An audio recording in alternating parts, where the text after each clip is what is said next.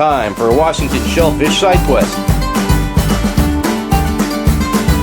This episode, Razor Clamming After Dark. Hey Washington Fish Questers, Blake here, joining you from historic Pacific Beach. I actually got a great shot of the beach right over there, but I'm backlit. So instead you get a look at this fence. At any rate, a couple weeks ago I did a razor clam tutorial. And I did it in the daytime just because, filming. And the tide was pretty lousy, frankly. So now I'm going to go to a dark time tide, a nighttime tide, some might call it. And it's a -2, so a great tide, really low tide. And most razor clam tides in Washington, because they're in the winter, and that's when the low tides tend to be in the winter, are after dark. So I just wanted to do a short video on razor clamming after dark. So just a few things I wanted to talk to you about was lights and timing, really. So I guess first timing, because it's really easy. If I go an hour early in the daytime, or an hour and a half, I'm going more like 2 hours early when it's dark out, because you just can't see as much. You want all the time you can get, and especially if it's one of these really nice low tides like this. Now about lights, got a couple of lights here, and I just want to talk about them. You want a light that has a very broad cone, of light, I suppose, radiance. Back in the day, we all used to use just the kerosene lanterns, and honestly, those might be the best because they just light up the whole area, and you can actually have many people go off of a nice kerosene lantern. Even with the lumens, as powerful as they've gotten, I've yet to find a lantern that kind of replicates that type of light. But anyway, I see a lot of people out there with these headlights like this, and they're fine to have, especially as a backup, for if your main light goes out. But what I don't like about them is it's just wherever your head's turning. So you're going to miss a lot of things out of your periphery vision. So what I like to use is this cat work light, this portable work light. So this is 3,000 lumen. They have cheaper ones that are less than 3,000. I feel like 3,000 for this type of light is, I don't want to say it's the minimum. I'm very happy with 3,000. I've tried them where they've been more like 1,000, and they don't seem to cut it. So about this 3,000, lumen work light, and it has a really broad cone. This bulb kind of sticks out a bit, so it's really broad. And I loaned it to Shingo one time. Another thing I was going to say is you want your light to be hands-free if you can pull it.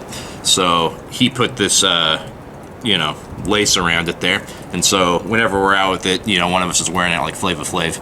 So a good way to keep it hands-free, so that'd be the other thing, I guess, is even if you're not wearing a headlamp, you can put it around your chest, because then, your head can be like that, but then you're still, everything in front of you is getting lit up.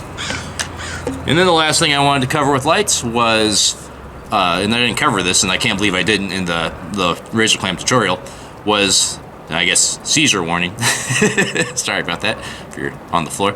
But at any rate, it's when you park, a lot of people will put a light, either on their tailgate or on their dashboard, just like this, just so they know where their vehicle is. Because when you walk down and you're looking around to find the razor clam, sometimes you can end up pretty far away from your vehicle, and you can, cut down your walk, anywhere from 10 minutes to 30 minutes if you get lost by just having like a light, on your vehicle that has a flash pattern or a color that you know what it is. Sometimes even, those little lights on your keychain that are like free or $1, those do just fine.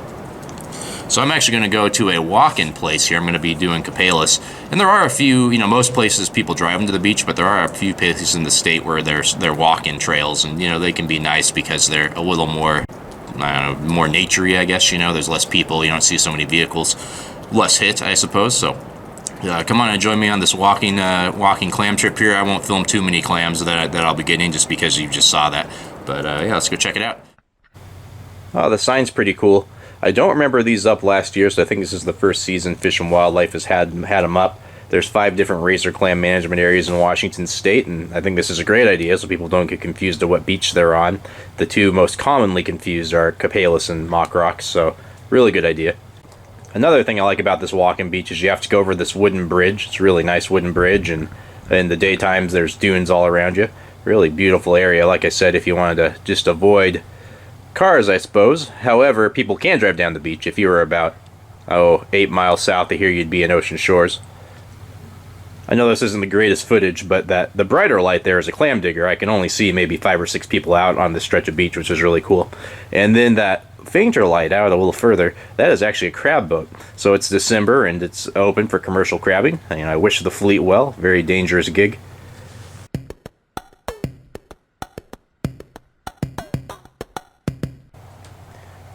I gotta say, it's really good conditions, but the clams are not showing well tonight. That's a good point. It's a good reason to show up early. I am really surprised at the lack of shows.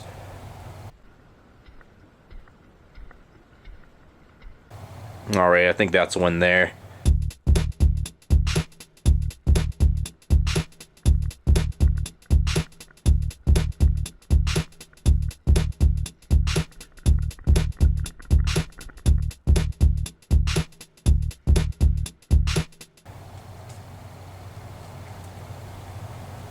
Yeah, mossback.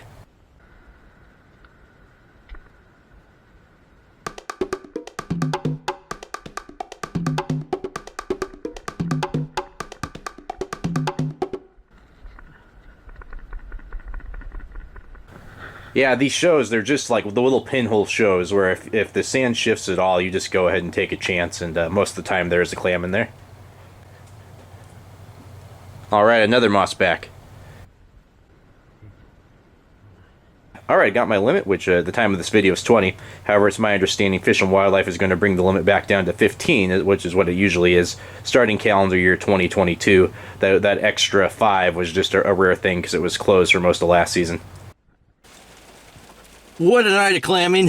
Holy smokes. I was not planning to shoot an exit trail like this. I was probably going to do some voiceover junk, but I just got drilled on the walk back by either a hawk or an owl as I was walking by the dunes. So since there's no cars, I only saw 2 go by, 2 trucks, because this is a walking path. And I was saying as I was walking down, it's, so much more wild and so nice. Yeah, so I went up near the dunes and then started walking back to the trail. That way, just to make sure I didn't miss the trail, walk too far past it diagonally. It felt like a crab, like someone threw a crab at me or something at like 50 miles an hour, and just went boom, like an alien face hugger. I just kind of instinctively fell forward. I don't think the force would actually knock me down, but I'm glad I did. That's an old boxing reflex, by the way, just to go with the punch, even if you don't see it. So I just went straight down, and my ears are still ringing. It knocked the crud out of me.